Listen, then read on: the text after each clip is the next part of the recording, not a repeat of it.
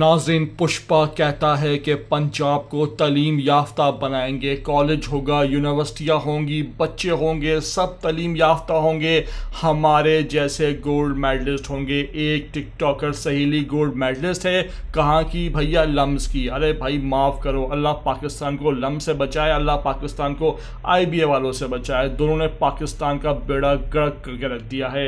आपको ये मनाजिर दिखा रहे हैं, कहती है कि मैं चीफ मिनिस्टर पंजाब हूँ, लेकिन हुलिया एक मॉन्टेसी के बच्चे से भी बदतर है। फटाफट से शुएब को आवाज़ देती है, हाय मैं तो भूल गई लिखना क्या था, अलिफ बे पे भी लिखनी नहीं आ रही। आप देखें इन मनाजिर में, ये वज़ीर आला है पंजाब की टिकटॉक महारानी। क्या खूब मनाजिर थे जो कैमरे की आंख में कैप्चर है। पूरी वीडियो आपको दिखाएंगे, लेकिन वही बात कि अगर चैनल पर पहली बार आए हैं तो लाजमी से सब्सक्राइब करें, लाइक करें, शेयर करें और कमेंट करके हमें अपने इमरान खान के सपोर्टर होने का सबूत भी दें।